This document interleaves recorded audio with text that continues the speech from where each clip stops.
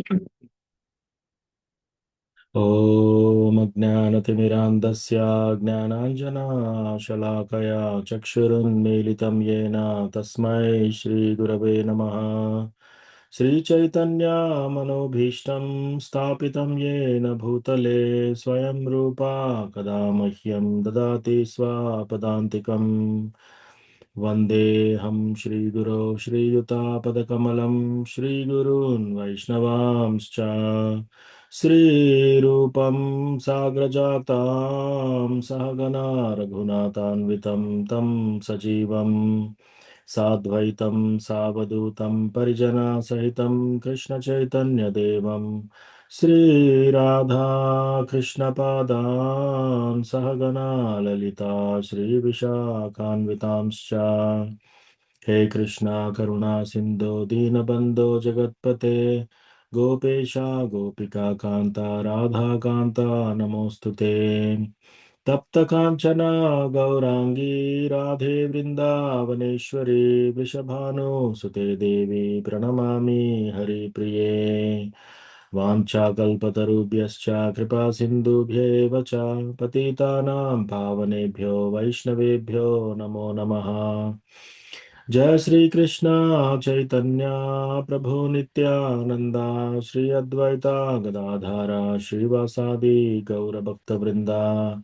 हरे कृष्णा कृष्णा कृष्णा हरे हरे हरे रामा राम राम हरे हरे। मत्समो नास्ति पापात्मा न पराधी च कश्चन परिहारेऽपि लज्जा मे किं ब्रुवे पुरुषोत्तमा। युवतीनां यथा योनि यूनां च युवतौ यथा मनोभिरमते तद्वन्मनो मे रमतां त्वयि। भूमौ स्खलितपादानां भूमिरेवावलम्बनं त्वयि जाता परादानां त्वामेव शरणं प्रभो। गोविन्दवल्लभे राधे प्रार्थये त्वमहं सदा त्वदीयं इति जानातु गोविन्दो मां त्वया सह।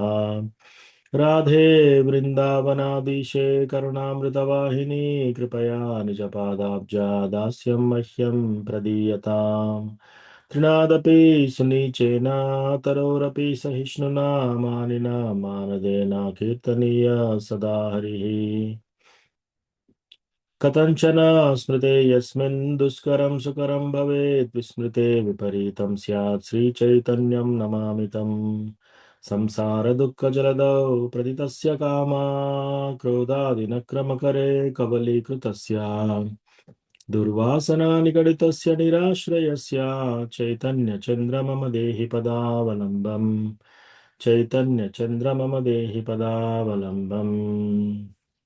హరే కృష్ణ. సో భక్తులందరికీ స్వాగతం. ఈరోజు భక్తి వృక్ష క్లాస్కి. హరే కృష్ణ పవిత్ర మాతాజీ దండవత్ ప్రణామ్. హరే కృష్ణ ప్రభుజీ ప్రణామం. సో ఈరోజు మనం క్లాస్ ప్రారంభించే ముందు ఎవరికన్నా ఏదైనా ప్రశ్న ఉందా, ఏమైనా టాపిక్స్ డిస్కస్ చేయాలని ఉందా?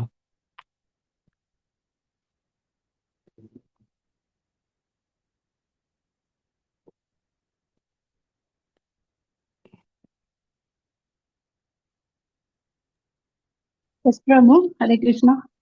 ఎస్ మాతాజీ. ప్రభుజీ, మన ఇస్కాన్ అనేది ప్రభుపాదుల వారు స్థాపించారు కదా. మన ప్రభుపాదుల వారు రాకముందు ప్రభు వీళ్ళంతా ఎలా చేసేవారు ప్రభు? అంటే దేనిని ఆధారంగా పెట్టుకుని, అంటే భగవానుడే, కృష్ణ భగవానుడే, బట్ ఇస్కాన్ అనేది లేదు కదా. అప్పుడు వాళ్ళు ఎలా చేసేవారు? సో అంతకుముందు మనకి గౌడియా మఠం ఉంది, భక్తి సిద్ధాంత సరస్వతి ఠాకూర్ స్థాపించారు. సో నామహటాస్ అనేది మన భక్తి వినోద్ ఠాకూర్ స్థాపించారు. సో అట్లా మనకి ఈ భగవద్గీత, భాగవతం, చైతన్య చరితామృత ఇవన్నీ చైతన్య మహాప్రభు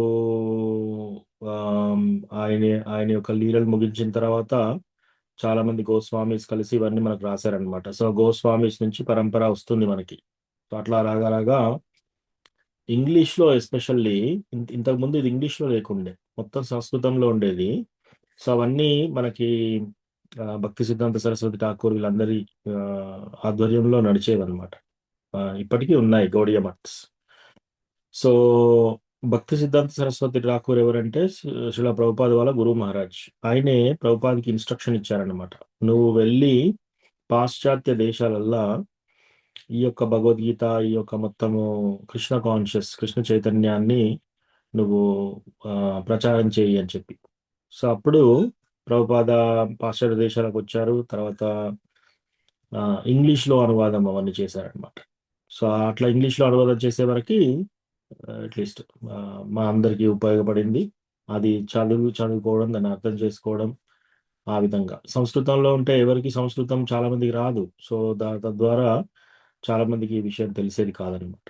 సో ఎప్పుడైతే ఇది ఇంగ్లీష్లో వచ్చిందో చాలా మంది ఆ, ఇది అనుకూలంగా ఉంది. సో అట్లా మాతాజీ. బట్ ఎస్, ఈ కృష్ణ చైతన్య ఇస్కాన్ అనేది ప్రభుపాద స్థాపించారు అనమాట.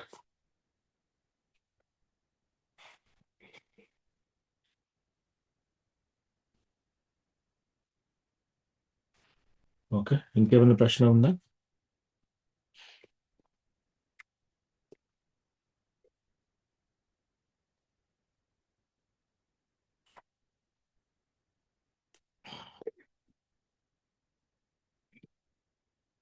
ఓకే, అట్లయితే భగవద్గీత చదువుదాం ఇవాళ.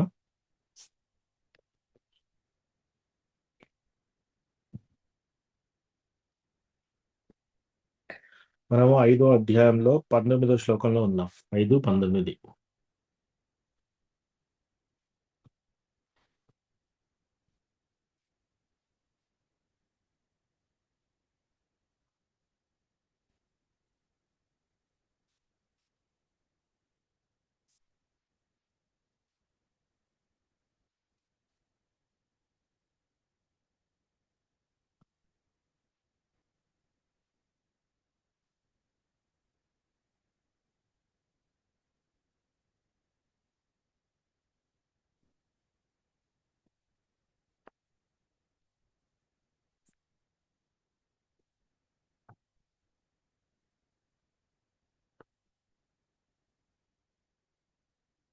సో 5వ చాప్టర్ మనకి కర్మయోగా గురించి చెప్తుందన్నమాట.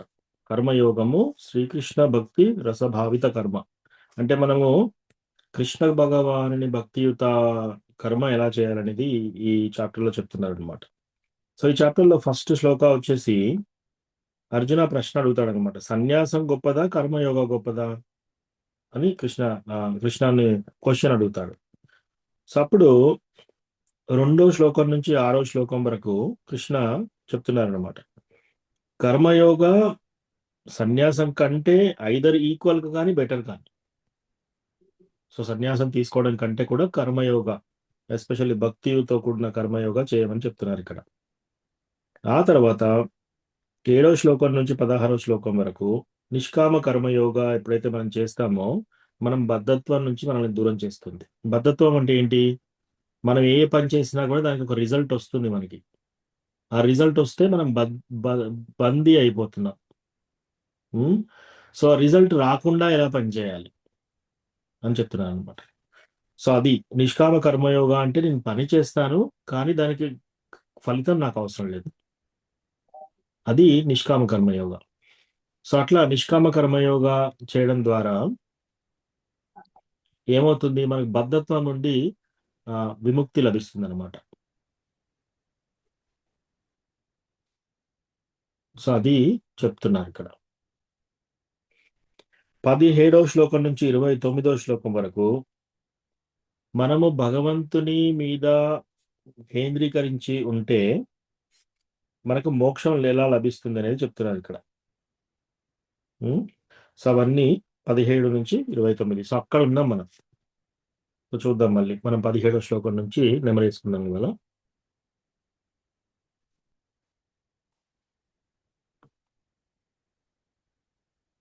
17వ శ్లోకం.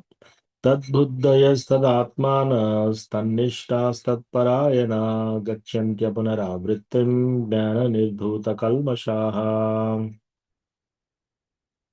సో ఇది ఆల్రెడీ చూసాం మనం. బుద్ధి, మనస్సు, నిష్ఠ, ఆశ్రయములన్నీయును భగవానుని యందే లగ్నమైనప్పుడు మనుజుడు సంపూర్ణ జ్ఞానముచే కల్మరహి కల్మషరహితుడై నేరుగా ముక్తి మార్గమును ప్రయాణించును. సో ముక్తి మార్గం ఎలా వస్తుందట? ఎప్పుడైతే బుద్ధి, మనస్సు, నిష్ట, ఆశ్రయాలన్నీ భగవానుని యందే లగ్నమైనప్పుడు ఆ మానవుడు సంపూర్ణ జ్ఞానముచే కల్మషాలు వదిలేసి నేరుగా ముక్తి మార్గాన ప్రయాణం చేస్తారట. సో అది చెప్తున్నారు ఇక్కడ 18వ శ్లోకం. విద్యా వినయ సంపన్నే బ్రాహ్మణే గవిహస్తినే శుని చైవ స్వపాకే చ పండిత సమదర్శినః. పండితులు అంటే ఎవరు అనేది ఇక్కడ చెప్తున్నారు అనమాట. ఇవాళ రేపు పండిట్ అనేది ఒక ఊతపదం లాగా అయిపోయింది. చాలా మంది ఫ్రెండ్స్ మాట్లాడుకునేటప్పుడు ఓ గురువు ఎలా ఉన్నావు, ఆ, గురువు అని ఒక జోక్స్, పండిట్ అని ఒక జోక్స్, తర్వాత ఇప్పుడు ఈ డిక్షనరీలో కూడా చేర్చారనమాట గురువును పండిట్ శబ్దాలు. సో పండిట్ అంటే ఏదన్నా విషయంలో చాలా తెలిసిన వాళ్ళని పండిట్ అంటారు. ఉం? కానీ అది కాదు పండిట్ అంటే. సో ఇక్కడ చెప్తున్నారు పండిట్ అంటే లక్షణాలు ఏంటి అనేది, పండితుడి యొక్క లక్షణాలు ఏంటి అనేది. విద్యా వినయ సంపన్నే బ్రాహ్మణే గవి హస్తిని శుని చైవ స్వపాకే చ పండిత సమదర్శిన.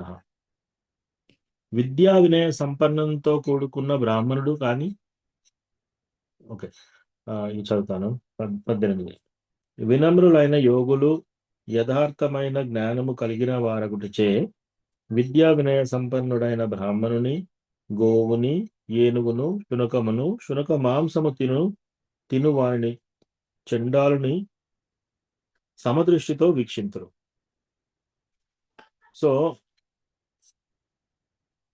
ఈ వినమ్రులైన యోగులు ఎవరికైతే ఈ యథార్థమైన జ్ఞానం తెలుస్తుందో ఉం, వాళ్ళు ఎలా చూస్తారంట? ఒక విద్యా వినయ సంపన్నంతో కూడుకున్న బ్రాహ్మణుణ్ణి, ఒక గవి అంటే గోవుని, హస్కిని అంటే ఒక ఏనుగుని, శుని చైవ ఒక కుక్కని, స్వపాకేచ కుక్క మాంసం తినేవాడిని, అందరినీ సమదృష్టితో చూస్తారంట. అది చాలా కష్టం. మనం చూడగలుగుతామా కుక్కని, కుక్క మాంసం తినేవాడిని, ఆ ఒక బ్రాహ్మణుణ్ణి, ఒక ఏనుగుని, ఒక గోవుని సమానంగా చూడడం అంటే ఏంటి? సమదృష్టి ఎలా చూడగలుగుతాం? ఎప్పుడైతే ఆత్మతత్వ జ్ఞానం ఉంటుందో అప్పుడే చూడగలుగుతాం మనం, అంతవరకు చూడలేదు. సో ఇంకా ఇట్లా అసలు కుక్క మాంసం తినేవాడికి, ఒక బ్రాహ్మణుడికి, కుక్కకి తేడా లేకుండా చూసే వాళ్ళకి ఇంకా సంఘంలో పేరు ప్రఖ్యాతలు ఉన్నాయా, వీళ్ళకి వీళ్ళకి పలుకుబడి ఉందా, వీళ్ళకి ధనం ఎక్కువ ఉందా తక్కువ ఉందా, అవి అసలే పట్టించుకోరు. రైట్. సో డివోటీగా మనం ఎదిగినప్పుడు పండితులు, పండిత సమదర్శన, పండితులు ఎలా చూస్తారట? ఒక బ్రాహ్మణుడిని, ఒక ఆవుని, ఒక ఏనుగుని, ఒక కుక్కని, కుక్క మాంసం తినేవాడిని సమదృష్టితో చూస్తుందట. ఆ సమదృష్టి ఎప్పుడు ఎప్పుడు వీలవుతుంది? ఓన్లీ మనం ఆత్మతత్వ జ్ఞానం, ఆత్మను చూడడం మొదలు పెడితేనే అది సాధ్యం, లేకపోతే అది ఇంపాసిబుల్. సో ఇక్కడ వరకు మనం లాస్ట్ టైం చదివాం. ఇంతకుముందు శ్లోక ఇది మెమరైజ్ చేసుకునే శ్లోకం, ఎవరైనా మెమరైజ్ చేసుకోండి. సో ఇవాళ ఈరోజు క్లాస్ ప్రారంభిద్దాం ఇక్కడి నుంచి. ఓకే ఓకే గౌరవ ప్రేమి మాలిని మాతాజీ మీరు చదువుతారా?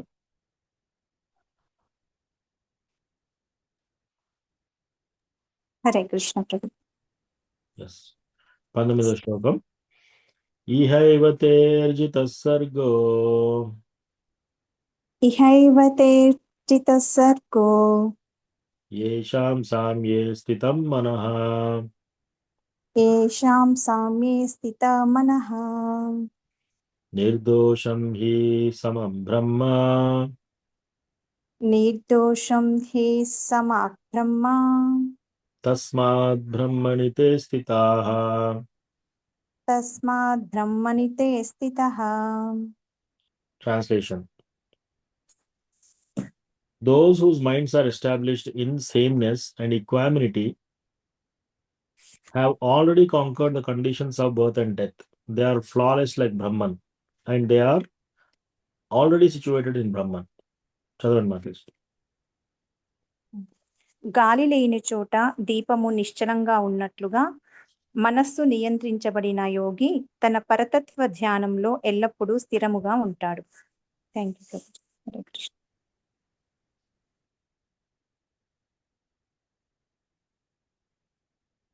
మాతాజీ మీరు వేరే చదివారా? 19. చదివి ఒక్క నిమిషం. 5:19.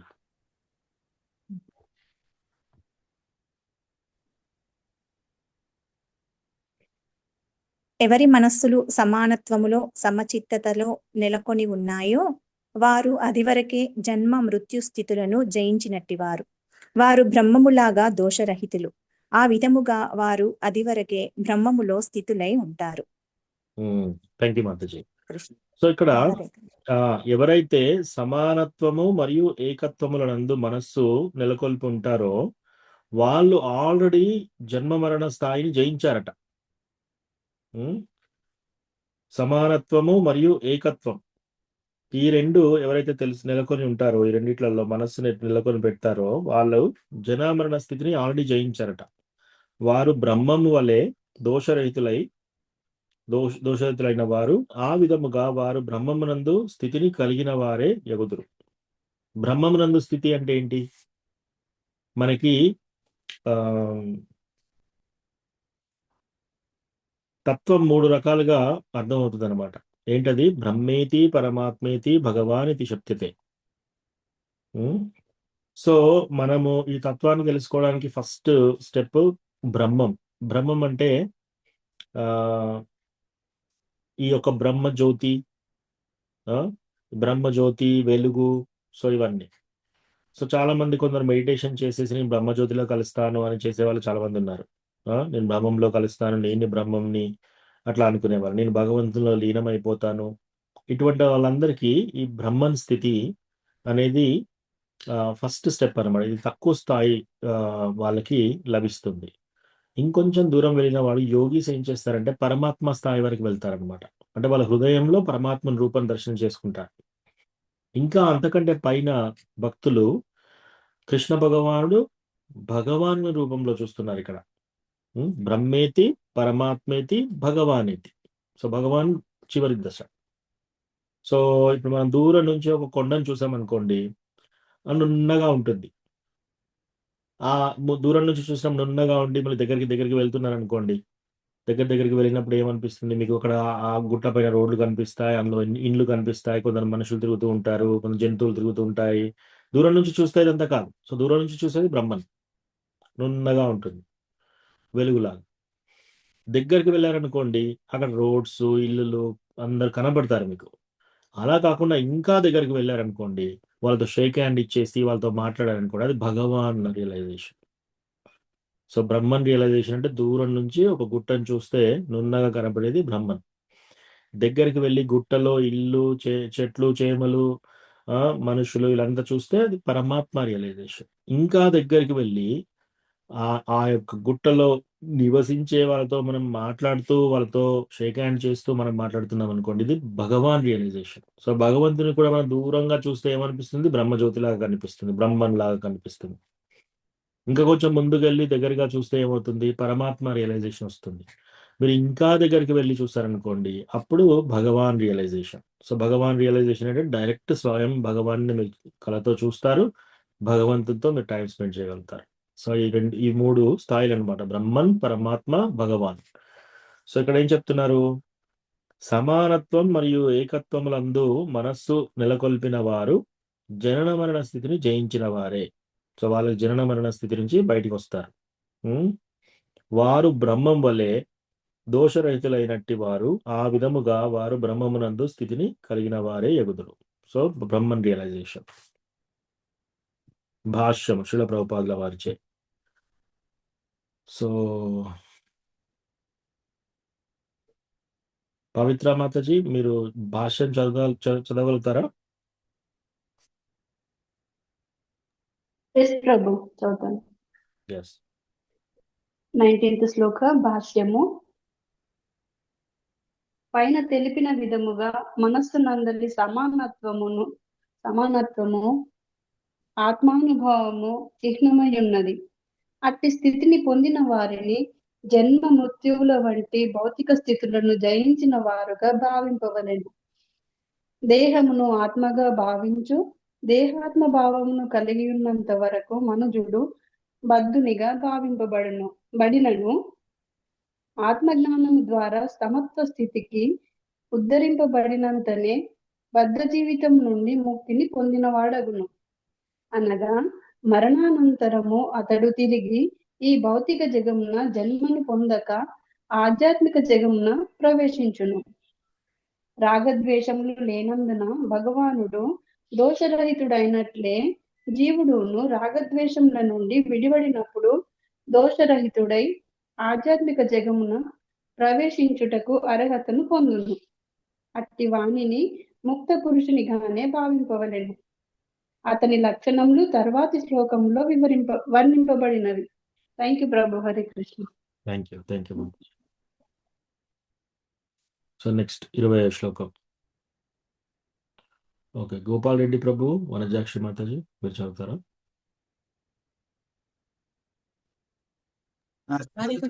కృష్ణ ప్రభుజీ దండవతి చదువుతూ 20వ శ్లోకం. నా ప్రహృష్యేత్ ప్రియం ప్రాప్య నా ప్రహృష్యేత్ ప్రియం ప్రాప్య నోద్విజేత్ ప్రాప్య చ ప్రియం నోద్విజేత్ ప్రాప్య చ ప్రియం స్థిరబుద్ధిర్ అసమ్మూఢో స్థిరబుద్ధిర్సమ్మూఢో బ్రహ్మవిద్ బ్రహ్మని స్థితః. బ్రహ్మవిద్ బ్రహ్మణి స్థితః. A person who neither rejoices upon achieving something pleasant nor laments upon obtaining something unpleasant, who is self-intelligent, who is unbewildered, and who knows the signs of God, is already situated in transcendence. చదవండి Mataji.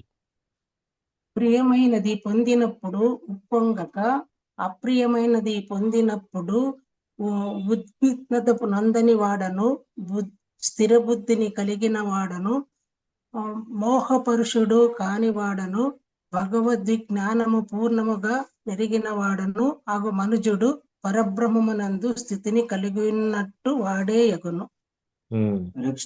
Thank you Mataji Prabhuji. So ఇక్కడ ఏమంటున్నారు, చాలా వరకు మనం ఏం చేస్తాం, ఏదైనా మనకి చాలా ఇష్టమైంది మనం పొందామనుకోండి, మనం ఉప్పొంగిపోతాం. ఏదైనా మనకు బాగా ఇష్టమైంది దూరం అయిపోయింది అనుకోండి, అప్పుడు ఏమవుతుంది, మనం బాగా డీలా అయిపోతాం, దిగులు చెందుతాం.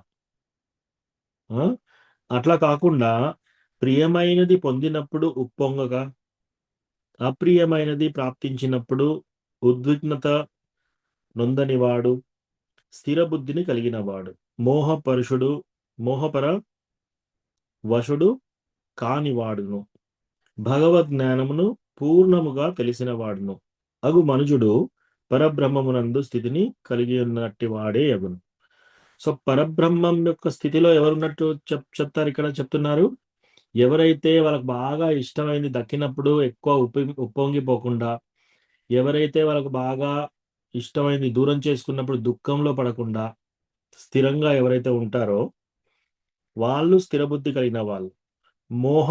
మోహపర వశుడు కానివాడు, మోహానికి వశం కానివాడు, భగవద్ విజ్ఞానం పరిపూర్ణముగా తెలిసిన వాడు పరబ్రహ్మనందు స్థితి కలిగి ఉన్నట్టే అని చెప్తున్నారు ఇక్కడ. సో దాని అర్థం ఏంటంటే, ఉదాహరణకి ఇంట్లో ఏదైనా కొత్త వస్తువు కొన్నాం, ఇది ఎన్నో రోజుల నుంచి మనకు తీసుకోవాలని అనుకుంటున్నాం, ఆశపడ్డాం, అది వచ్చేసింది. అది వచ్చేసినప్పుడు ఉప్పొంగిపోకుండా, ప్లస్ అదే సేమ్ అటువంటి విషయమే మనకు బాగా నచ్చుతుంది, సేమ్ మన పిల్లలు కానీ మనకు బాగా నచ్చిన వాళ్ళు దూరం అయ్యారనుకోండి, అప్పుడు తీవ్రమైన దుఃఖానికి లోపడతారు. ఇట్లా కాకుండా ఈ రెండిట్లలో స్టేబుల్గా ఎవరైతే ఉంటారో వాళ్ళు ఆల్రెడీ పరబ్రహ్మం యొక్క స్థితిని కలిగి ఉన్నట్టే అని మనం తెలుసుకోవాలన్నమాట. సో ఇక్కడ భాష్యంలో చెప్తున్నారు అనమాట, ఆత్మానుభావము. సో ఇది చదువుదాం, ఎవరైనా చదవండి. విజయ మాతాజీ మీరు చదువుతారా భాష్యం? బుక్ దగ్గర లేదు ప్రభుజీ నా దగ్గర. ఓకే. ఓకే. సరే మాతాజీ. మహేష్ పాలక ప్రభు మీ దగ్గర తెలుగు బుక్ ఉందా?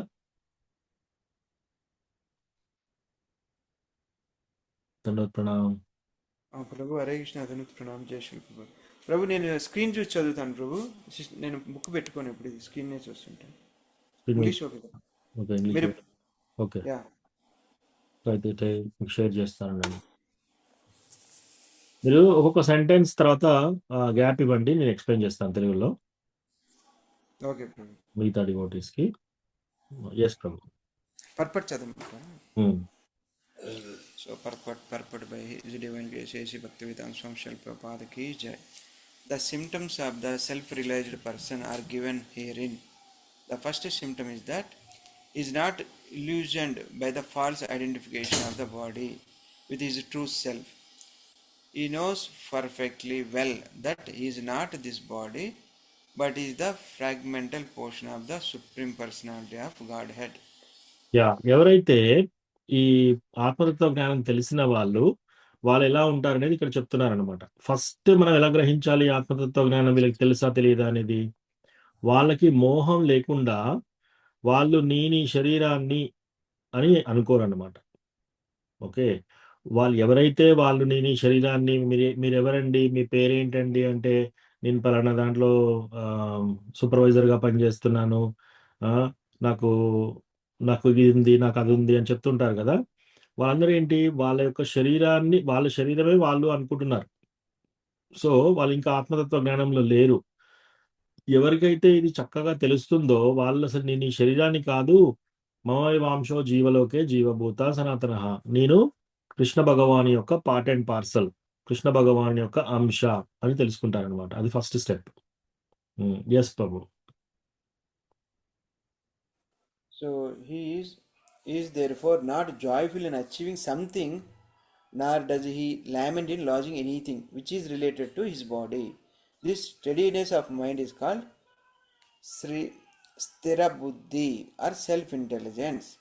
సో ఇట్లా ఆత్మతత్వ జ్ఞానం తెలిసిన వాళ్ళు అనుకోండి, వాళ్ళు ఏంటి, ఏదైనా ఒకటి సాధించినా కూడా వాళ్ళు ఏమనుకుంటున్నారు, ఎక్కువ ఉప్పొంగిపోవట్లేదు ఇక్కడ. ఏమైనా సాధించినా సరే, ఏదైనా కొత్త వస్తువు కొన్నా సరే ఎక్కువ ఉప్పొంగట్లేదు. అలాగే ఏదైనా పోగొట్టుకున్నారనుకోండి, ఈ బాడీకి సంబంధించిన విషయాలు ఏదైనా పోగొట్టుకున్నారనుకోండి, దుఃఖంలో కూడా లేరు వాళ్ళు. అట్లా ఎవరైతే స్థిరంగా ఉంటారో వాళ్ళు స్థిర బుద్ధిలో ఉన్నట్టు, వాళ్ళు ఆత్మతత్వ జ్ఞానంలో ఉన్నట్టు అని చెప్తున్నారు. He is therefore never bewildered by making the gross body for the soul, nor does he accept the body as permanent and disregard the existence of the soul. This knowledge elevates him to the situation of knowing the complete science of the absolute truth, namely Brahman, Paramatma and Bhagavan. So ఇట్లా ఎవరైతే ఇట్లా ఏదైనా కొత్తది రాగానే ఉప్పొంగకుండా, ఏదైనా పోగొట్టుకున్నప్పుడు దుఃఖపడకుండా ఎవరైతే ఉంటారో వాళ్ళెప్పుడు కూడా మోహానికి వశంలు కారు, ప్లస్ దేనికి కూడా కన్ఫ్యూజ్ కారనమాట. ఏది శారీరక వాటితోటి. ఎందుకు? అసలు ఈ యొక్క బాడీ పర్మనెంట్ కాదని వాళ్ళకి తెలుసు, శాశ్వతం కాదని తెలుసు.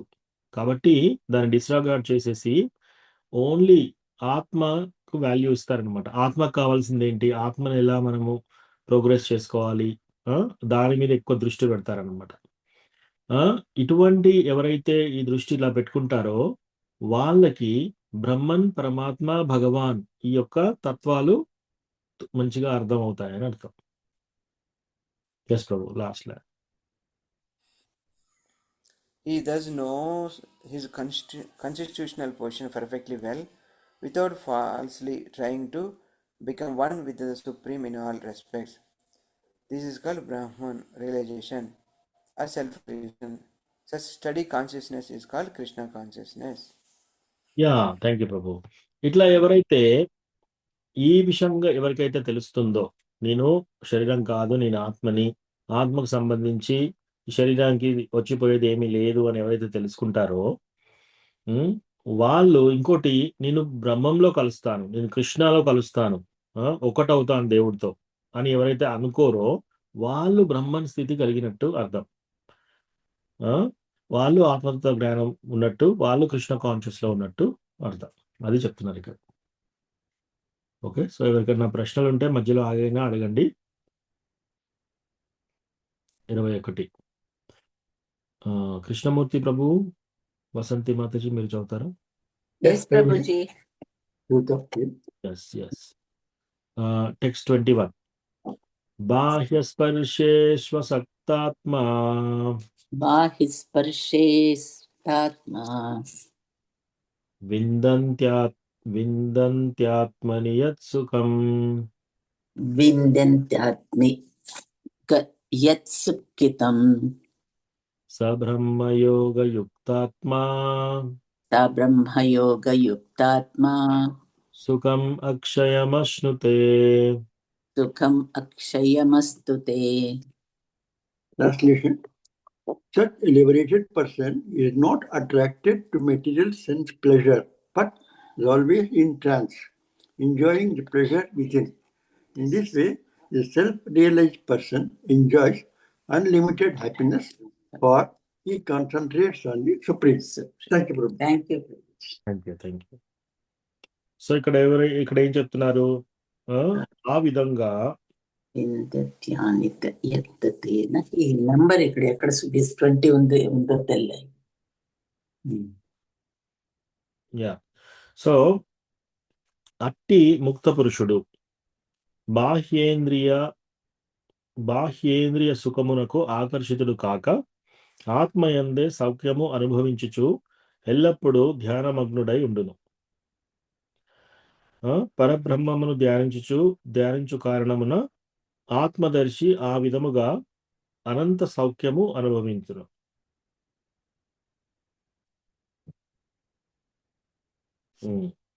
సో ఇంతకుముందు చూసాం కదా, ఎవరైతే ముక్త పురుషులు ఎలా ఉంటారు, వాళ్ళు ఎలా ప్రవర్తిస్తారు, వాళ్ళు ఏదైనా నచ్చింది కలగగానే పొంగిపోవట్లేరు, ఏదైనా నచ్చింది దూరం కాగానే వాళ్ళు దుఃఖంలోకి వెళ్ళిపోవట్లేరు. అట్లా ఎవరైతే స్టేబుల్ గా ఉంటారో అటువంటి వాళ్ళు ఆల్రెడీ ముక్త పురుషులు. సో అట్టి ముక్త పురుషుడు బాహ్యేంద్రియ సుఖమునకు ఆకర్షితుడు కాక, ఈ బాహ్య ఇంద్రియ శరీరంతో కూడుకున్న ఈ ఇంద్రియ భోగాలు అనుభవించడానికి ఆకర్షణ ఉండదన్నమాట వాళ్ళకి. అలా కాకుండా ఆత్మయందే సుఖాన్ని అనుభవించుచు ఎల్లప్పుడూ ధ్యానమగ్నంలో ఎవరైతే ఉంటారో, పరబ్రహ్మమును ధ్యానించు కారణమున ఆత్మదర్శి ఆ విధముగా అనంత సౌఖ్యం అనుభవించును. వాళ్ళకి ఎంతో సౌఖ్యం, ఎంతో సంతోషం ఉంటుంది అనమాట లోపట ఆత్మతత్వ జ్ఞానంలో. అది చెప్తున్నారు ఇక్కడ. ప్రభుజీ, ఆత్మతత్వ జ్ఞానం వల్ల అంటే మీ సంతృప్తిగా ఉండడము, దేనికి ఇది కాకుండా ఉండడము, తర్వాత తనలో తను తృప్తి పొందడము, ఇవన్నీ అని చెప్తారు కదా ప్రభుజీ. కానీ ఇది చెయ్యడానికి ఒక సంసారికి ఇది వీలు పడుతుందా ప్రభుజీ? ఎస్ మాతాజీ, డెఫినెట్లీ. ఎట్లా? ఇప్పుడు వాళ్ళకు ధనం అక్కర్లేదని పెట్టుకుందాము, కానీ ఒక సంసారం లోపల ఒక తండ్రి అనేవాడు ఆ విధమైన ఆ విధమైన లైఫ్ ని లీడ్ చేయాలి అంటే అన్ని నిర్లిప్తంగా ఉండాలి. కానీ తను చెయ్యకపోతే సంసారం గడగదు. అలాంటప్పుడు తన సంసారాన్ని చూసుకోలేడు. పని చేయాలి, పిల్లల్ని చూడాలి, భార్యకి ఏం కావాలి చూడాలి. ఇలాంటి వ్యక్తిగత పనులు ఎన్నో చేయాల్సి వస్తుంది తను. అలాంటి జీవితం చేస్తూ ఉండేటప్పుడు నేను ఏమీ అక్కర్లేదు, నాకు జీవితంలో నాకు ఏమీ వద్దు అని ఉండి ఎలా కూర్చోగలుగుతాము అనేది నాకు ఒక చిన్న ప్రశ్న ప్రభుజీ. చాలా మంచి ప్రశ్న అడిగారు మాతాజీ.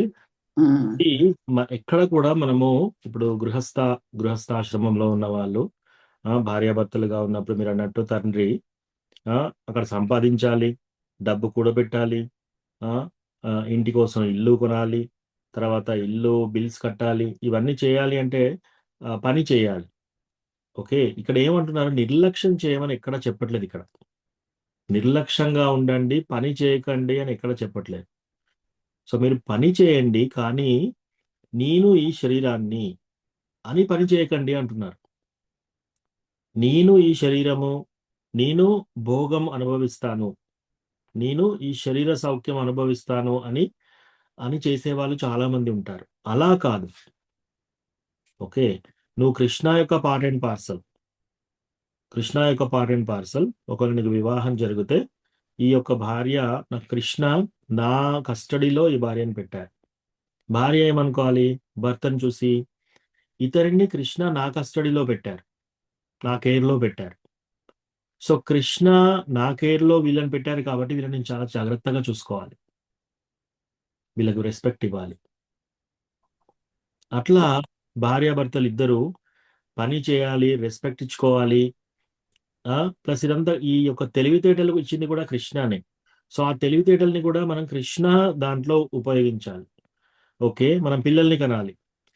కృష్ణ చైతన్యం లేని వాళ్ళు ఏమనుకుంటున్నారు? భోగం, పెళ్లి కాగానే భోగం అనుభవిస్తున్నాను అనుకోవడము, లేదా ఇంద్రియ తృప్తి చేస్తున్నాను అని వాళ్ళని పిల్లల్ని కంటున్నారు. అలా కాకుండా కృష్ణ కాన్షియస్ లో ఉండి కృష్ణ చైతన్యంలో పిల్లల్ని కనాలి. పిల్లల్ని పెంచడం కూడా ఎలా చేయాలి? కృష్ణ చైతన్యంలో పిల్లల్ని పెంచాలి. ఓకే, అది మెయిన్. సో ఇక్కడ కూడా మనము నిర్లక్ష్యం చేయాలి, మనం అన్ని వదిలేసి ఇంట్లో కూర్చోవాలి అనేది ఎక్కడ చెప్పట్లేదు ఇక్కడ. సో మనం ఎంతో వైభవంగా మనం జాబ్ చేసుకోవచ్చు. ఎవరికి ఎంత తెలివితేటలు ఉంటాయో అవన్నీ ఉపయోగించి మనం ముందు వెళ్ళడానికి ప్రయత్నం చేయొచ్చు. మనం కొనే వస్తువు కూడా కృష్ణకి ఎలా ఉపయోగపడుతుంది అని ఆలోచించాలి. ఇప్పుడు మీరు చూడండి, ఉదాహరణకి ఒక వ్యక్తి వెళ్ళి ఒక వస్తువు కొనుక్కుంటాడు. నార్మల్ వ్యక్తి, కృష్ణ చైతన్యం లేని వాళ్ళ వెహికల్ ఎలా కొంటున్నారు? ఆ కొనడానికి కారణాలు వేరే ఉంటాయి. ఏంటి అది? నేను ఈ నెక్లెస్ కొనడం వల్ల నా భార్యను తృప్తిపరుస్తాను, నా భార్య సంతోషం కోసం ఈ నెక్లెస్ కొంటున్నాను. ఇల్లు తీసుకుందాం ఎగ్జాంపుల్, ఈజీ అవుతుంది. ఈ ఇల్లు నేను కట్టడం ఎందుకు? నా యొక్క తల్లిదండ్రుల కోసం నేను ఇల్లు కడుతున్నాను. ఒకడేమనుకుంటాడు, నేను నా తల్లిదండ్రుల కోసం కట్టుకుంటాను, నా కోసం కట్టట్లేదు, నేను త్యాగంలోనే ఉన్నాను ఇంకా, కానీ తల్లిదండ్రుల తృప్తి కోసం కడుతున్నానని. ఆ తల్లిదండ్రులు ఎవరు? వాళ్ళకి నేను జన్మించాను కాబట్టి వాళ్ళు నా తల్లిదండ్రులు. అంటే ఈ బాడీతో ముడిపెట్టుకున్నారు కాబట్టి వాళ్ళు నా తల్లిదండ్రులు. అది కూడా తప్పే ఆలోచన. కొందరు ఏం చేస్తున్నారు, ఇది నా భార్య పిల్లల్ని సుఖపెట్టడం కోసం కడుతున్నాను అనుకుంటారు. అది కూడా తప్పే. అందులో బద్ధత్వం ఉంది. ఫస్ట్ దాంట్లో బద్ధత్వం ఉంది. మూడో వ్యక్తి ఏమనుకుంటున్నాడు, నేను ఈ భవనం కట్టడంతో పలుకుబడి బాగా పెరుగుతుంది, ఇంత పెద్ద బిల్డింగ్ కట్టారు, చాలా మందికి సంఘంలో గౌరవం ఉంటుంది అని. అది కూడా కోరిక, గౌరవం కావాలి నాకు. ఎందుకు? శరీరం, ఈ శరీరంలో ఉన్న ఈ వ్యక్తి ఈ సంఘంలో ఇటువంటి గౌరవం అందాలి. ఇట్లా అనుకుంటూ మనం పనిచేసాం అనుకోండి, అది బద్ధత్వం అవుతుంది, అది ఇంద్రియ భోగం అవుతుంది, ఇంద్రియ తృప్తి అవుతుంది. హరే కృష్ణ, క్షమించండి. ఒక్కసారి మేము మాయాపూర్ లో ఉన్నాము, లైవ్ అందరికి చూపిద్దాము, చేస్తున్నాం మేము కాల్. సరే చూడరా ప్రభుజీ.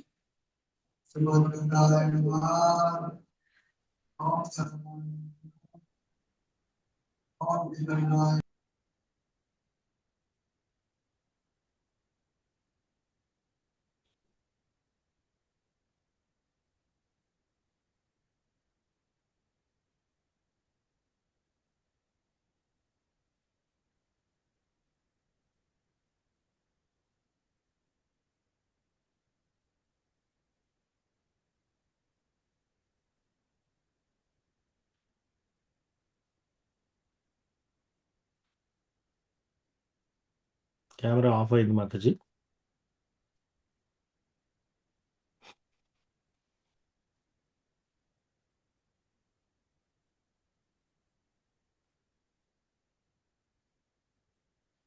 ఓకే, సో అది ఆత్మతత్వ జ్ఞానం. అదే ఇప్పుడు మనం ఏ ఎగ్జాంపుల్ తీసుకున్నాం? భౌతిక ప్రపంచంలో ఎవరు ఎట్లా ప్రవర్తిస్తున్నారో తీసుకున్నాం ఎగ్జాంపుల్. ఇప్పుడు మనం అదే విధంగా ఇంకొకరిని తీసుకుందాం. కృష్ణ చైతన్యంలో ఉన్నారు వీళ్ళు, డివోటీస్ ఆఫ్ కృష్ణ. ఈ డివోటీస్ ఆఫ్ కృష్ణ ఎలా చేస్తున్నారు పనులు? ఈ డివోటీస్ ఆఫ్ కృష్ణ కూడా ఇల్లు కడుతున్నారు. కానీ ఆ ఇల్లు కట్టేటప్పుడు వాళ్ళ మైండ్ సెట్ ఏంటి? నేను ఇది భక్తులకి ప్రోగ్రామ్స్ చేయాలి, భక్తులకి సేవ చేయాలి, భక్తులకు సేవ అందించడంలో ఇది నాకు కావాలి. ప్లస్ నా భార్య పిల్లల్ని నేను భక్తుల్ని చేయాలి అని ఎవరైతే అట్లా ప్రయత్నపూర్వకంగా అలా చేస్తున్నారనుకోండి, అప్పుడు వాళ్ళు కష్టపడుతున్నారు, వాళ్ళు ప్రణాళిక చేస్తున్నారు, వాళ్ళు ఇటువంటి లోన్ కడుతున్నారు, ఇవన్నీ చేస్తున్నారు. కానీ వాళ్ళ బద్ధత్వం కావట్లేదు. ఎందుకు? ఒకటే వాళ్ళ ఇంద్రియ భోగం గురించి చేయట్లేదు ఇక్కడ. ఏదో తల్లిదండ్రుల కోసమో, అన్నదమ్ముల కోసమో, సంఘంలో నలుగురికి పేరు ప్రతిష్ట రావడానికి కోసమో చేయట్లేదు వాళ్ళు. కృష్ణ భగవాన్ని ప్రీత్యర్థం చేస్తున్నారు పని. సో అలాంటి వాళ్ళకి బద్ధత్వం ఉండదు. అలా కాకుండా ఇంకెవ్వరు ఏ విధంగా చేసినా కూడా వాళ్ళకి బద్ధత్వం ఉంటుంది. సో అది తేడా అనమాట. ఇక్కడ ఎవరిని కూడా మీరు పని చేయకుండా కూర్చోండి అని చెప్పట్లేరు, మీరు నిర్లక్ష్యం చేయండి అని చెప్పట్లేరు. సో ఇది ఒక అపోహ అన్నమాట మనకి. ఎప్పుడైనా సరే ఈ ఈ భగవద్గీత శ్లోకాలు చదవగానే లేదా ఈ చదివితే వైరాగ్యంలోకి వెళ్ళిపోతారు, వాళ్ళకి దేని మీద ఇంట్రెస్ట్ ఉండదు. ఒక విధంగా అది కరెక్టే, కానీ అలా నిర్లక్ష్యం కూడా చేయకూడదు. నిజంగా భక్తులు ఏం చేయాలి? నిర్లక్ష్యం కూడా చేయకూడదు. ఇప్పుడు తన తోటి భార్య పిల్లలు భక్తులు ఉన్నప్పుడు వాళ్ళు నిర్లక్ష్యం చేయకూడదు, కానీ వాళ్ళు ప్రతి పని వాళ్ళు చేసేటప్పుడు వాళ్ళు కృష్ణ చైతన్యంలోకి తీసుకురావాలి, వీళ్ళని కృష్ణ చైతన్యంలోకి చేయాలి మనం పని, అలా చేయాలన్నమాట. సో అది చాలా ఇంపార్టెంట్. సో నిర్లక్ష్యం చేయకుండా చక్కగా పనిచేస్తూ కృష్ణ చైతన్యంలో ముందుకు వెళ్ళాలి. సో దీని ఒకటే ఆన్సర్ మనకు తెలిసిపోతుంది. ఏదైనా పని ముందు పెట్టుకున్నప్పుడు ఇది నా సొంత తృప్తి కోసం చేస్తున్నానా, ఇది కృష్ణ తృప్తి కోసం చేస్తున్నానా? ఈ ఒక్క క్వశ్చన్ అడగండి మీరు. అడిగితే దీంట్లో మనకు ఆన్సర్ వచ్చేస్తుంది. ఒకవేళ మన సొంత తృప్తితో పని చేస్తున్నాం అనుకోండి, మన పేరు ప్రఖ్యాతుల కోసం మన సొంత తృప్తి, అది ఇంద్రియ భోగం. లేదు, ఇది కృష్ణ తృప్తి కోసం మనం ఈ పని చేస్తున్నాము, నో ప్రాబ్లం. ఓకేనా మాతాజీ? సరే Prabhuji, thank you Prabhuji. Thank you, మంచి ప్రశ్న అడిగారు.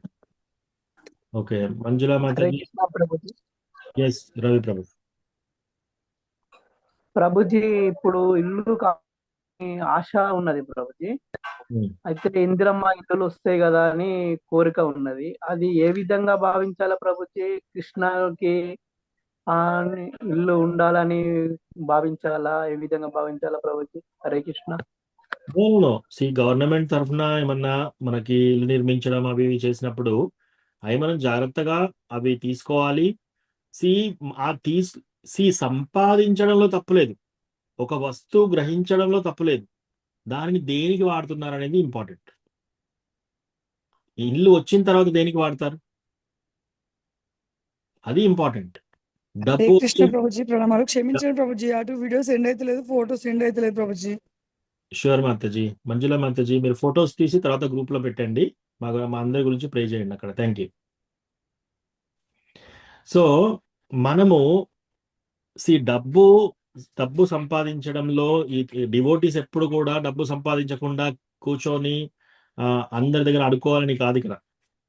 ఓకే, డివోటీస్ కూడా సంపాదించవచ్చు, డివోటీస్ కూడా అంబిషన్స్ ఉండొచ్చు, డివోటీస్ కూడా కష్టపడాలి, జాబ్ సరిగా చేయాలి, ఉద్యోగం సరిగా చేయాలి, బిజినెస్ సరిగా చేయాలి, లాభాలు తెచ్చుకోవాలి, అన్ని తెచ్చుకోవాలి, ఇల్లు కట్టుకోవాలి, కార్లు కొనుక్కోవాలి, అన్ని చేయాలి, ట్రావెల్ చేయాలి. కానీ వచ్చిన డబ్బుతో మీరు ఏం చేస్తున్నారు అది డిసైడ్ చేస్తుంది. ఒక వస్తువు కొన్నారు, ఆ వస్తువుని దేనికోసం వాడుతున్నారు? భార్య తృప్తి కోసం వాడుతున్నారా? ఫ్రెండ్స్ తృప్తి కోసం వాడుతున్నారా? సంఘంలో నాకు ఇల్లుంది అని చెప్పుకోవడానికి వాడుతున్నారా? నలుగురిని పిలిచి మాంసాహార భోజనం పెట్టి అందులో తిప్పడానికి వాడుతున్నారా?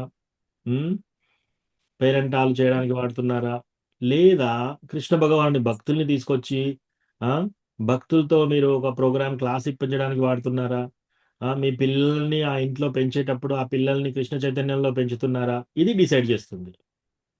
సో ఎప్పుడు కూడా నిర్లక్ష్యం చేయమని ఎక్కడా లేదు. ఏదైనా స్కీమ్ ఉంటే దాంట్లో మనం గట్టిగా వెళ్ళాలి, ఆ స్కీమ్తో పాటు తెచ్చుకొని కృష్ణ దాంట్లో ఉపయోగించాలి. సింపుల్. ఓకే ప్రభు, ఇంకేమన్నా ప్రశ్న ఉందా ఈ విషయంలో? చిన్న క్వశ్చన్ ఉంది ప్రభుజీ. ఎస్ ఎస్, చెప్పిందంతా నాకు అర్థమైంది. మనుషులు అలాగ ఉండాలి, మనం సాధారణంగా మన ఇండ్లలో మనము కృష్ణ భక్తిని చేస్తున్నాము. భక్తి అని ఉన్న వాళ్లకు వాళ్ళందరూ ఇంట్లో ఉండే వాళ్ళందరూ అలాగే ఉండాలి, అలాగే మనం ట్రైన్ చేస్తామని పెట్టుకోండి. కానీ ఒక్కొక్కసారి ఫ్యామిలీ మెంబర్స్ లోనే ఒక విధమైన అన్ఇంట్రెస్ట్ ఉంటుంది. నువ్వు భక్తి చెయ్యి, నువ్వు చెయ్యి, దానికి నన్నెందుకు లాగుతావు, నేనెందుకు చెయ్యాలి, నా జీవితం వేరు అని అంటారు. అలాంటప్పుడు ఏమవుతుందంటే అది ఒక విధమైన కాన్ఫ్లిక్ట్. ఆ ఇంట్లోపల కావలసిన ఒక శాంతి ఉండదు. Because 2 different minds are working there. అవునా కదా? అలాంటప్పుడు ఏమవుతుందంటే హస్బెండ్ అండ్ వైఫ్ లో ఆ కోఆపరేషన్ లేనప్పుడు that leads to A kind of ఒక విధమైన మిస్ ఎన్వైరన్మెంట్ క్రియేట్ అవుతుంది with the children, for the children రాదు కదా. వాళ్ళకి దే డోంట్ నో. తండ్రిలాగా నేను తండ్రో తల్లో ఎవరు ఎక్కువ భక్తిలో ఉంటే వీళ్ళలాగా భక్తి చేయాలా, కృష్ణ చైతన్యంలో బతకాలా మేము, లేక తండ్రిలాగా అయ్యో ఇవన్నీ అక్కర్లేదు అనేసి ఉండాలా, లేక తండ్రి భక్తుడైతే తండ్రిలాగా ఉండాలా, తల్లి పట్టించుకోదు కదా ఇది ఇంకా బాగానే ఉంది అని ఉండాలా అనేది ఎన్నోసార్లు పిల్లల్లో ఉంటుంది. మాతాజీ చాలా మంచి ప్రశ్న అడిగారు. మనము మన ఫ్యామిలీ మెంబర్స్ లో అందరూ ఒక లైన్ లో లేరు. ఒక లైన్ లో లేరు కాదు, ఒక లైన్ లో ఎప్పుడు ఎవ్వరు ఉండరు. ఈవెన్ భక్తులైనా సరే, ఓకే, ఈవెన్ అందరూ భక్తులైనా సరే ఒక లైన్ లో అందరూ ఉండరు. మనం ఏం చేయాలంటే, సరే అట్లీస్ట్ వాళ్ళు భక్తిలో ఉన్నారా, కృష్ణ భగవానుడి భక్తిలో ఉంటే మనం కోఆపరేట్ చేసుకోవాలి. ఫస్ట్ థింగ్ ఏంటంటే మనం కోఆపరేట్ చేసుకోవాలి. ఒకరికి భక్తి చాలా పెద్దగా ఉంది, ఒకరికి భక్తి చాలా చిన్నగా ఉంది, అసలు లేదు. ఒక బండిని తీసుకోండి, ఒక బండి వెళ్ళాలంటే 2 చక్రాలు కావాలి. 2 చక్రాలు ఒకటే సైజ్ చక్రాలు ఉంటే మంచిగా వెళ్తుంది బండి. ఒక చక్రం చాలా పెద్దగా ఉంది, ఒక చక్రం చాలా చిన్నగా ఉంది. అప్పుడు ఏం కావాలి, ఆ పెద్ద చక్రం చిన్న చక్రంగా మారాలి, మారి బండిని ముందుకు తీసుకెళ్ళాలి. సో సంసారంలో కాంప్రమైజ్, కోఆపరేషన్ అనేది చాలా ఇంపార్టెంట్. కృష్ణ భగవానుడు అందరికంటే, ఇప్పుడు మీరు తపస్సు చేసిన, ఆస్టెరిటీస్, ఉపవాసాలు చేసిన, లక్షల డొనేషన్ ఇచ్చినా సరే, టెంపుల్కి వెళ్ళి చాలా పెద్ద పెద్ద సర్వీసెస్ చేసినా సరే, ఏమీ తినకుండా ఉపవాసాలు చేసినా సరే, ఎన్ని రౌండ్లు చాంటింగ్ చేసినా సరే, వీటన్నిటికంటే వేరే భక్తులతోటి, అగైన్ భక్తులు, ఇక్కడ భక్తుల కోసం చెప్తున్న ఫస్ట్ టైం. సో భక్తులతోటి మనం కోఆపరేట్ చేస్తూ వెళ్ళామనుకోండి, నా ఒపీనియన్ ఇది, ఇంకొక భక్తుడి ఒపీనియన్ ఇది, ఇద్దరు కృష్ణ భక్తులే, ఇది ఇలా చేద్దాం ఈ ప్రోగ్రామ్ అంటారు, ఇంకొకరు వచ్చేసి ఇంకో విధంగా చేద్దాం అంటారు. వాళ్ళు ఎవరైతే కోఆపరేట్ చేస్తారో కృష్ణ దృష్టిలో వాళ్ళు అధికమైన డివోటీ. మన ప్రయారిటీ పక్కకు పెట్టేసి మిగతా భక్తులతో వెళ్ళి వాళ్ళ ప్రయారిటీస్ని ఉండి వాళ్ళు చేస్తూ ఉంటే మనం కూడా సంతోషంగా వాళ్ళతో కోఆపరేట్ చేసి కలిసిమెలిసి పనిచేసామనుకోండి, కృష్ణకి ఎక్కువ తృప్తి ఉంటుంది. ఇది ఇద్దరు డివోటీస్ అయితే. ఇప్పుడు మీరు అడిగిన ప్రశ్న ఏంటి, ఒకరు డివోటీ కాదు, అప్పుడు పిల్లలు ఎవరు పాటించాలి, ఎవరు చూడాలి? అప్పుడు ఏం చేయాలంటే, ఎవరైతే డివోటీ ఉంటారో వాళ్ళు వాళ్ళ లోపట వాళ్ళ మనస్సును మాత్రం కృష్ణకు అర్పించాలి. వాళ్ళ మనసులో ఎప్పుడు కృష్ణ గురించి చింతన ఉండాలి. బాహ్యంగా బయటికి ప్రవర్తించేటప్పుడు ఏం చేయాలి, కోఆపరేట్ చేయాలి ఫ్యామిలీస్తో. లేకపోతే కోఆపరేషన్ లేకపోతే ఫ్యామిలీ ముందుకు జరగదు. కానీ మన మనసు నిండా భక్తి కృష్ణకు అర్పించాలి. ఇంకా పిల్లలు అంటారా, పిల్లలు కూడా ప్రతి ఒక్క ఆత్మ, వాళ్ళు మన పిల్లలైనంత మాత్రాన వాళ్ళు శ్రేష్టం కాదు. ఓకే, ఒక డివోటీ పిల్లలు, ఇద్దరు తల్లిదండ్రులు డివోటీ అయినంత మాత్రాన పిల్లలు డివోటీ కావాలని ఏమి రూల్ లేదు. కొన్నిసార్లు మనకు బద్ధ శత్రువులు కూడా మన పిల్లల్లాగా జన్మిస్తారు. సో మనం ఏంటి, వాళ్ళని ఒక ఆత్మలాగా తీసుకోవాలి. ఓకే, వాళ్ళది సపరేట్ జర్నీ, మనది సపరేట్ జర్నీ, నాది సపరేట్ జర్నీ, నా భర్తది సపరేట్ జర్నీ, నా భార్యది సపరేట్ జర్నీ, నా కొడుకుది సపరేట్ జర్నీ, నా కూతురుది, నా కోడలిది, అందరిది సపరేట్ జర్నీ. వాళ్ళు ఎలా చూజ్ చేసుకుంటారని బట్టి వాళ్ళకు ఉంటుంది. సో మన సైడ్ నుంచి మనం ఏం చేయాలి, కృష్ణ భక్తులుగా మనం కోఆపరేట్ చేయాలి. వేరే వాళ్ళకి యోగం ఇంకా దక్కలేదని చెప్పి దురదృష్టవంతులు అనుకోవాలి, అంతేకాని వాళ్ళకంటే మనం ఎక్కువ అనుకోకూడదు. మనం అదృష్టవంతులు తెలుసు, గ్యారంటీ అది. సో మనం హృదయం లోపల మాత్రం మన హార్ట్, మన యొక్క హృదయాన్ని కృష్ణ భగవానికి అర్పించాలి. మనం భక్తి తీవ్రంగా లోపల చేయాలి. ఇంకా ఫ్యామిలీ నడపాలి కదా, కోఆపరేట్ చేయాలి. ఇంకా పిల్లలు ఎవరిని ఫాలో కావాలి? వాళ్ళ బుద్ధిమంతులైతే, వాళ్ళ కొంచెం కామన్ సెన్స్ సరిగా ఉంటే భక్తులు అవుతారు. కాలేదనుకోండి, ఇంకా వాళ్ళ అలా కాకపోతే వాళ్ళ గురించి మనం ప్రేయర్ చేయాలి, ప్రసాదం వండి పెట్టాలి. అంతేకాని మనం ఒక్క వరకు మనం చెప్పగలుగుతాం. ఇప్పుడు మీరు గుర్రాన్ని గట్టిగా తీసుకెళ్ళి దాని మూతిని కూడా మీరు నీళ్ళల్లో ముంచగలుగుతారు, కానీ అది నీళ్లు తాగుతుందా లేదా అనేది మన చేతిలో లేదు. సో మన ప్రయత్నం మనం చేయాలి. సో సాధ్యమైనంత వరకు మనకు అన్ని చెప్పడం కానీ, టెంపుల్ తీసుకెళ్ళడము, ప్రసాదం పెట్టడం, ఇవన్నీ చేయాలి, ప్రేయర్ చేయాలి. ఇంతేగాని ఇంకా వాళ్ళు తీసుకోకపోతే, తీసుకుంటే అది వాళ్ళ ప్రోగ్రెస్. ఎందుకంటే వాళ్ళు కూడా సపరేట్ ఆత్మ. సో మనం కోఆపరేట్ చేయాలి. చాలా బాగా చెప్పారు ప్రభుజీ. నేను ఎప్పుడు అనుకుంటూ ఉంటాను, ఇలా కదా మనం ఎందుకు బాధపడాలి, మనం చెప్పవలసింది చెప్పాలి, దాని తర్వాత వాళ్లకు అనేది భగవంతుడే చూపిస్తాడు దారి అనిపిస్తుంది ఒక్కొక్కసారి కదా. దాంట్లో డిటాచ్ కావాలి. ఇంకా అక్కడ కూడా మనం ఇంత పెద్ద భక్తుల్ని, ఇంత పెద్ద భక్తురాల్ని, నా పిల్లలు ఇలా కావట్లేరు అని బాగా రంది పెట్టుకొని టెన్షన్ పడకుండా అలా కూడా ఉండకూడదు. ఎందుకు?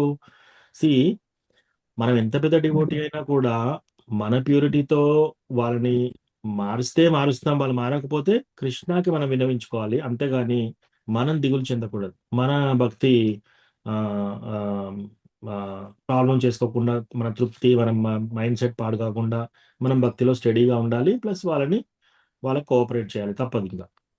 అవును ప్రభుజీ, అవును. చాలా thanks Prabhuji. Thank you Mataji. మంచి ప్రశ్న అడిగారు వాళ్ళు. చాలా 2 ప్రశ్నలు చాలా మంచిగా ఉన్నాయి. Thank you Prabhuji. ఇందాక మాతాజీ అడిగిన క్వశ్చన్ ఎగ్జాక్ట్లీ నాకు సూటబుల్ అయ్యే క్వశ్చన్ ప్రభు. థ్యాంక్ యూ మాతాజీ అండ్ థ్యాంక్ యూ ప్రభు. అందరికీ వర్తిస్తుంది ఇవి. చాలా మటుకు చాలా మంది వాళ్ళకి తెలియదు వాళ్ళు ఎందుకు పని చేస్తున్నారు. కోరిక ఉంటుంది, ఆ కోరిక తీర్చుకోవాలి. కింద మీద పడి ఇంకా పేర్లు చెప్తారనమాట. తండ్రి ఏమంటాడు, నేను ఒక్కరోజు సినిమాకి వెళ్ళలేదు, ఒక్కరోజు నేను ఏమి తినలేదు, తాగలేదు, అన్ని పిల్లల కోసమే చేస్తున్నానండి. పిల్లల కోసం చేయమని ఎవరు చెప్పారు నీకు? ఎక్కడ చదివా? పిల్లలు ఏం చేస్తారు, ఇది నాకు అవసరం లేదు, నా తల్లిదండ్రుల కోసం ఇది నేను చేసేది అని అంటారు. తల్లిదండ్రుల కోసం ఈ పని చేయమని ఎవరైనా చెప్పారా? సో లేదా భార్య కోసం చేశానని, భార్య ఏం చేస్తుంది, భర్త కోసం చేశానని, ఇవన్నీ కూడా ఏమంటే వీత రాగ భయక్రోధ, ఇంకో జన్మ తీసుకోవడానికి రెడీ అవుతున్నారు మీరు ఇట్లా చేస్తుంటే. రైట్? నా కోసం కాదు, అట్లీస్ట్ ఆ స్వార్థం లేదు అని నేను నిస్వార్థిని, నేను ఎప్పుడు తప్పు చేయను, ఇలా చెప్పుకునే వాళ్ళు చాలా మంది ఉన్నారు. దాంట్లోనే పెద్ద గర్వం ఉంది. ఇది నా కోసం కాదు, వీళ్ళ కోసం నేను త్యాగం చేస్తున్నాను, అది కూడా గర్వమే కదా. సో అట్లా కాకుండా మనం కృష్ణ చైతన్యంలో చేయాలి పని, కృష్ణ కోసం పని చేయాలి. ఒకటే క్వశ్చన్ మనం అడుక్కోవాలి ఎప్పుడైనా సరే, ఈ పని చేస్తే కృష్ణ సంతోషిస్తాడా లేదా? కృష్ణ సంతోషించడు అంటే అసలు ఆ పని చేయకూడదు మనం. కృష్ణ సంతోషిస్తాడు, ఎస్ చేయండి. ఒక్కోసారి మనకు ఆ డౌట్ ఉంటుంది, ఈ పని చేసేది కృష్ణకి నచ్చలేదు, మనకు తెలియదు ఆన్సర్. మనకు ఆన్సర్ తెలియకపోతే ఏం చేయాలి? తెలిసిన వాళ్ళ దగ్గరికి వెళ్ళేసి ఈ ప్రశ్న ఎగ్జాక్ట్ చేయాలి. నేను ఈ వస్తువు కొంటున్నాను, నేను ఈ పని చేస్తున్నాను, నేను ఇది చేయాలనుకుంటున్నాను, ఇది కృష్ణకి నచ్చుతుందా కాదా? క్లియర్గా వచ్చేస్తుంది ఆన్సర్. సో మనం వెళ్ళి కాంప్లికేట్ చేయకుండా వెళ్ళి మనము సూటిగా సరళంగా అడగాలి ప్రశ్న. దాన్ని కాంప్లికేట్ చేసేసి అన్ని ఒక కథ చెప్తాను మీకు. రావణాసురుడు ఒకసారి ఏం చేస్తాడంటే, యుద్ధానికి వీళ్ళందరూ వచ్చేసారు ఆల్రెడీ. మొత్తము సేన అంతా వచ్చేస్తుంది, వానర సేన అంతా వచ్చేస్తుంది. వచ్చేసిన తర్వాత ఫస్ట్ డే సుగ్రీవ్ వెళ్తాడనమాట. సుగ్రీవ్ వెళ్ళి రావణాసురుడి తల మీద పడేసి కొడుతుంటాడు. అతన్ని కొట్టేసి అందరి సభలో ఆయన పైన ఉమ్మేసేసి ఆయనతో ఫైటింగ్ చేస్తుంటే ఇద్దరు బాగా ఫైటింగ్ చేస్తారనమాట. ఇద్దరు ఫైటింగ్ చేసి చాలా చాలా పిడికలు పట్టుకొని ఇద్దరు ఒకరినొకరు వాయించుకుంటారు. ఆ తర్వాత సాయంత్రం అవుతుంది, ఇప్పటికీ అందరికీ రక్తం కారుతూ ఉంటుంది. సో ఇంతలో ఈ రావణాసురుడు కళ్ళు మూసుకొని కొన్ని మంత్రాలు చెప్తూ ఉంటాడు అనమాట. అప్పటికి సాయంత్రం సమయం అయిపోయింది. ఇంతలో ఆ ఇంతలో ఏమైంది, ఇంకా సుగ్రీవుకి అర్థమైపోయింది అనమాట. అమ్మ వీడు ఏదో చేస్తున్నాడు, ఇప్పుడు రాక్షసులకు బలం ఎక్కువ వచ్చేస్తుందని అక్కడి నుంచి ఇంకా ఫాస్ట్ గా వచ్చేస్తాడు బ్యాక్. వచ్చేసినప్పుడు రామచంద్ర చూసి చాలా కలత చెందుతాడు అనమాట. రామచంద్ర ఏం మాట అంటాడంటే, ఓ సుగ్రీవను వెనక్కి వచ్చావా, పక్కకు తీసుకెళ్తాడు అందరి ముందట కాకుండా. అందరు ఏమనుకుంటున్నారు, ఎస్ మా రాజు వెళ్ళేసి రావణాసుడి మీద పైన ఆయన బాగా కొట్టాడు, ఆయన ఆయన దెబ్బ తీశాడు, ఇది అని అందరు సెలబ్రేట్ చేసుకుంటే రామచంద్ర సుగ్రీవుని పక్కకు తీసుకెళ్ళి, ఓ సుగ్రీవ, ఈ రోజు నువ్వు చేసిన పని నాకు ఏమి నచ్చలేదు. ఒకవేళ నీకేమన్నా అయితే నేను ఇంటికి వెళ్ళలేకపోదును. నీకు ఇక్కడ ఏమైనా జరిగితే ఈరోజు నేను సీతాని విడిపించినా కూడా నేను అయోధ్యకు వెళ్ళేవాడిని కాదు. ఎందుకంటే నువ్వు నాకు తమ్ముళ్ళలాంటి వాడివి. నీకేదైనా ప్రాణహాని జరిగితే యాక్చువల్లీ నేను ఇంకా బ్రతికి ఉండేవాడిని కాదు. రాముడు చూడండి, ఆయన ఎటువంటి హృదయము. సో ఈ ఎపిసోడ్ అయిపోతుంది. ఇంకా రావణాసురుడికి చాలా మెంటల్ టెన్షన్ అయిపోయి, ఒక్క వానరుడు వచ్చేసి ఏంటి నా సభలో డైరెక్ట్ పిలవకుండా వచ్చేసి ఇట్లా కొట్టాడు నన్ను, అది ఇది అని ఇంకా టెన్షన్ పడుతుంటాడు. ఇంతలో దూతను పంపిస్తాడు. ఈ దూత ఏం చేస్తాడు, అంగదుడు ఎవరు, వాలిపుత్రుడు. సభ పెట్టుకుంటున్నారు, వాళ్ళు మాట్లాడుతున్నారు. అంగదుడు డైరెక్ట్ గా అది బద్దలు కొట్టుకొని, ఏది పైన స్లాబ్ బద్దలు కొట్టుకొని అందులోకి వచ్చేస్తాడు. వచ్చేసి స్ట్రేట్ గా ఎలా నడుస్తున్నాడంటే చాలా గంభీరంగా, ఇంత కొంచెం భయం కూడా లేదు. స్ట్రేట్ గా రావణాసురుడి దగ్గర నడుస్తూ వెళ్తుంటే అందరు చూస్తున్నారు, ఈ వానర ఏంటి ఇట్లా వచ్చాడని. వెళ్ళి రావణాసురుడిని దగ్గరికి వెళ్ళి చెప్తాడనమాట, నీకు వార్నింగ్ ఏమని చెప్పి పంపించారు నా యొక్క రామచంద్రుడు. సీతామాతను ఇంకా టైం ఇంకొంచెం ఉంది, యుద్ధం రేపు మొదలవుతుంది, నువ్వు సీతామాతని అపహరించావు, మర్యాద తీసుకొచ్చి ఇచ్చేసేయి, నీ ప్రాణాలని కాపాడుకో అని వార్నింగ్ ఇస్తాడు. ఇచ్చేసి నువ్వు నా పవర్ చూడాలనుకుంటే అని చెప్పేసి ఒక పంచ్ ఇస్తాడనమాట. ఆ పంచ్తో రావణాసుడు కింద పడి 10 తలల అవన్నీ కింద పడిపోతాయి అనమాట. 10 తలల కిరీటాలు పడిపోతాయి. అందులో 4 కిరీటాలు తీసి ఇసిరేసి రామచంద్ర పాదాల పైన పడేటట్టు, దగ్గర పడేటట్టు ఇసిరేస్తాడు. ఇసిరేసి, ఒకవేళ నీకు ఇది సరిపోకపోతే నీకు ఒక టెస్ట్ పెడతాను ఇప్పుడు, ఓకే అని నా ఎడమ కాలు ముందు పెడుతున్నాను. ఈ ఎడమ కాలుని నీ సభలో నువ్వు కానీ నీ సభలో ఎవరైనా సరే ఈ ఎడమ కాలుని కదిలించి చూడండి, లేపి చూడండి భూమి నుంచి అంటే ఇమ్మీడియట్ గా మేఘనాథ్ లేస్తాడు. మేఘనాథ్ లేచి ఫస్ట్ ఏం చేస్తాడు, వానరుడి కాలు పట్టుకోవడం ఏంటి అని చెప్పేసి ఈయన మోకాలు కింద పెట్టి లేపడానికి ట్రై చేస్తాడు. ఏమి కదలట్లేదు అది. సో తర్వాత 2 చేతులు గట్టిగా పట్టుకొని ఎంత ట్రై చేసినా కూడా కదిలించలేకపోతాడు. అప్పుడు రావణాసురుడు వస్తాడు. రావణాసురుడు వచ్చేసి 2 చేతులు పట్టుకొని ఆ కాలుని అటు ఇటు కదిలించడానికి ఎంతో ప్రయత్నం చేస్తాడు. ఆ ప్రయత్నం విఫలం అవుతుంది. ఇప్పుడు 20 చేతులు వస్తాయి అతనికి. 10 తలలు 20 చేతులు ఉన్నాయి ఆయనకి. 20 చేతులు పట్టుకొని ఆ కాలును కదిలించడానికి ప్రయత్నం చేస్తున్నాడు. అప్పుడు అంగదుడు నవ్వుతూ ఇంకోటి చెప్తాడు అనమాట, ఇప్పుడు నీకు ఇంకో టెస్ట్ పెడతాను. నాకు మొత్తం కాలు కాదు, కాలులో ఒక్క ఫింగర్ అంటే ఏంటి, ఒక్క వేలు, నా ఎడం కాల్లో ఒక్క వేలే కింద పెడతాను నేను. ఆ ఒక్క వేలుని నువ్వు కదిలించి చూడు. అది కూడా కదిలించలేకపోతాడు. ఎంత ట్రై చేసి 20 చేతులతో అటు ఇటు పెనుగులాడి ఎంత చేసినా కూడా కదలట్లేదు. ఇంకా లాస్ట్కి రావణుడు చాలా అవమానం, అతని సభలో అందరి మినిస్టర్స్ ముందట ఇంత అవమానం, నీకు ఈ పవర్ ఎక్కడి నుంచి వచ్చింది అనే ప్రశ్న అడుగుతాడు అనమాట. ఇమ్మీడియట్లీ సమాధానం ఏంటి తెలుసా, నేను రామచంద్ర యొక్క పేరు తీసుకున్నాను, కాలు కింద పెట్టేటప్పుడు జై శ్రీరామ్ అని తలుచుకొని ఊపిరి పట్టుకొని బిగబట్టి పెట్టాను. ఆ రామచంద్ర పేరులో అంత బలము, అంత వెయిట్ ఉంది. ఈ మొత్తం బ్రహ్మాండం అంతా కూడా ఎంత వెయిట్ ఉంది, అంతా కూడా నా లోపలికి వచ్చేసింది ఇప్పుడు, అందుకే నువ్వు కదిలించలేకపోయావు. ఇంకా రావణాసురుడు అనుకుంటాడు అనమాట, పేరులో ఎలా ఉంటుంది ఇదంతా అని. కానీ అవన్నీ చేసేసి వెళ్ళిపోతాడు. వెళ్ళిపోయిన తర్వాత ఈ సభ ఇదంతా అయిపోయినాక 2 అవమానాలు. ఒక కోతి వచ్చేసి కొట్టి వెళ్ళింది. ఇంకో కోతి వచ్చేసి కాలు కదిలించమంది.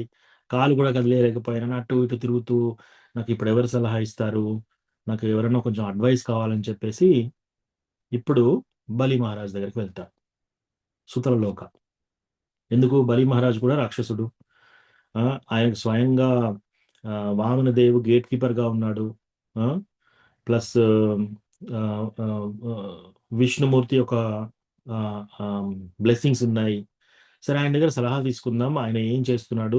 నేను ఇంత పెద్ద రాజ్యం కట్టినా కూడా కోతులు రాకుండా నేను సెక్యూర్ చేసుకోలేకపోయాను.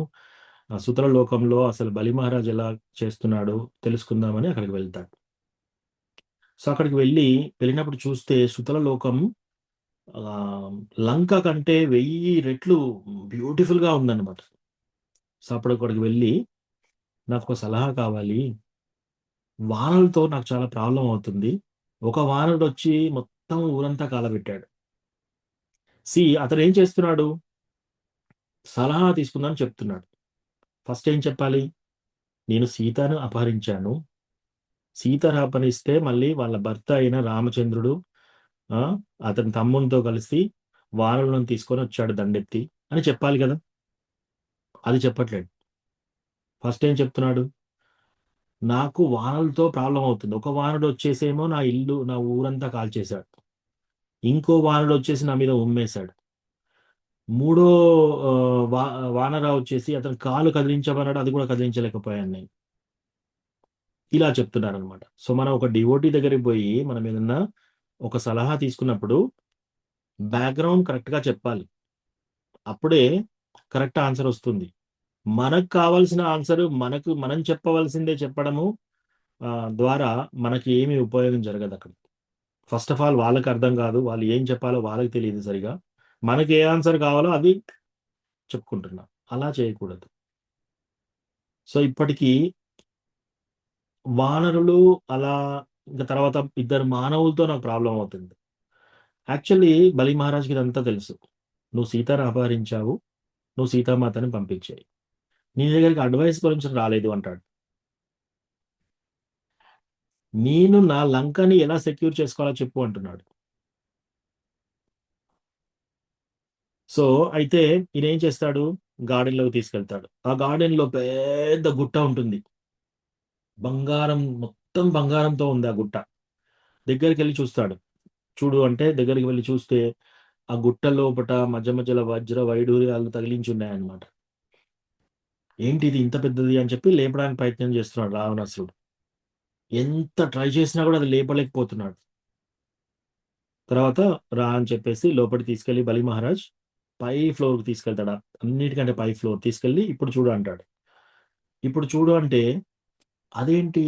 ఇది ఒక బంగారు గుట్ట అనుకున్నాను నేను. కానీ ఇది ఒక బంగారు ఒక ఆర్నమెంట్. ఇది చెవి పోగు. అప్పుడు చెప్తాడు బలి మహారాజ్, ఇది పూర్వ జన్మలో హిరణ్యాక్ష అనే రాక్షసుడి యొక్క చెవు పోగు. వరాహదేవి వచ్చినప్పుడు వాళ్ళిద్దరికి యుద్ధం, విష్ణుమూర్తి వరాహ రూపంలో వచ్చేసి యుద్ధం చేసినప్పుడు అతని లాస్ట్‌కి చెంపదెబ్బ కొట్టి చంపుతాడు. ఆ చెంపదెబ్బ కొట్టినప్పుడు ఈ చెవు పోగు కింద పడింది. ఓహ్! అంత బలవంతుడా? ఇంత పెద్ద చెవు పోగు పెట్టుకొని ఉన్నాడా అంటాడు. నీకు ఇంకో విషయం చెప్తానంటాడు. బలి మహారాజ్ చెప్తున్నాడు. ఈ చెవు పోగు ఎవరిదో తెలుసా? పూర్వజన్మలో నీ చెవు పోగే ఇది. నువ్వే హిరణ్యాక్షుడివి. అప్పుడు విష్ణుమూర్తి నిన్ను చెంపదెబ్బతో కొట్టి చంపాడు. నువ్వు ఇంత పెద్ద చెవు పోగు పెట్టుకునేవాడివి, ఎంతో బలంగా ఉండేవాడివి. ఇప్పుడు ఇంత వీక్ అయిపోయావు. నీ పూర్వజన్మలో నీ చెవు పోగునే నువ్వు లేపలేకపోయావు. కానీ ఆ రామచంద్రుడు ఇప్పుడు మానవ రూపంలో వచ్చింది విష్ణుమూర్తియే. అప్పుడు ఎంత బలం ఉందో ఇప్పుడు అంతే బలం ఉంది. నువ్వు సీతామాతని ఇచ్చేసేయి. చాలా గౌరవంగా నీ ప్రాణాలు కాపాడుకో. అయినా కూడా వినడు. సో మనము ఫస్ట్ థింగ్ ఏంటంటే, మనకు కృష్ణకి ఏది నచ్చుతుందో ఏది నచ్చదో మనకు తెలియకపోతే తెలిసిన వాళ్ళని అడగాలి. తెలిసిన వాళ్ళ దగ్గరికి వెళ్ళేసి మనం పూర్తి వివరాలు వాళ్ళకి చెప్పేసి, ప్రభుజీ లేదా మాతాజీ నాకు సలహా చెప్పండి, అప్పుడు మీకు ఆన్సర్ వచ్చేస్తుంది. ఆన్సర్ వచ్చినప్పుడు ఆ ఆన్సర్ ఏ విధంగా చెప్తారో ఆ విధంగా చేస్తే మన లైఫ్ సెట్, 100% సెట్ అయిపోతుంది. అలా కాకుండా మనం వెళ్ళేసి మనము సగం సగం చెప్పి మనకి ఏ ఆన్సర్ కావాలో అది తెచ్చుకోవడము, ఇలా ప్రయత్నం చేసామనుకో దాంట్లో మనకే ఆ, నష్టం. సో మనకి అది ఏమీ ఉపయోగపడదు అనమాట. సో అట్లా. సో ఎప్పుడైనా సరే మనం ఒకటే ప్రశ్న అడుక్కోవాలి. మనం ఏ పని చేసినా కూడా ఇది కృష్ణకి నచ్చుతుందా లేదా, ఇది కృష్ణ కార్యం అవుతుందా లేదా, ఇలా డౌట్లు మనం తెలుసుకోలేకపోతే ఒక డివోటీని పూర్తి వివరాలు ఇచ్చేసి వాళ్ళ దగ్గర మనం తెలుసుకోవాలి. Okay, thank you Mataji. మంచి ప్రశ్న అడిగారు కాబట్టి ఈ కథ వచ్చింది బయటికి. ఓకే, ఇంకేమైనా ప్రశ్నలు ఉన్నాయా?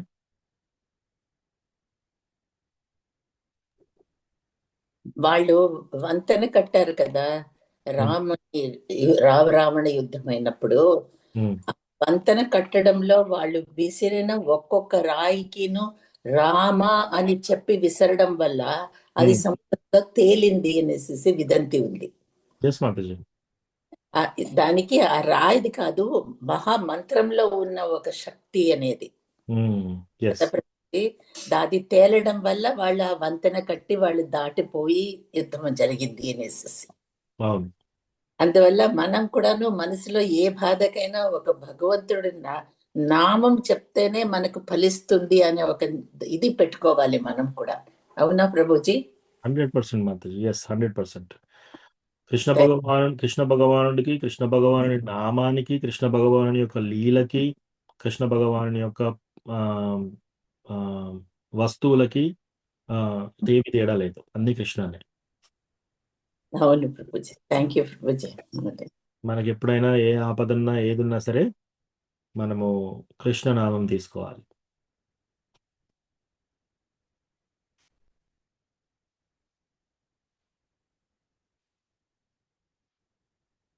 ఓకే, ఇంకేమైనా ప్రశ్నలు ఉన్నాయా?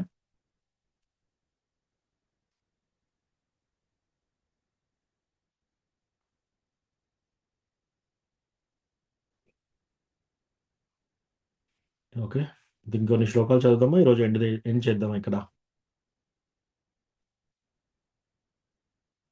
అందరూ మ్యూట్లో ఉన్నారు.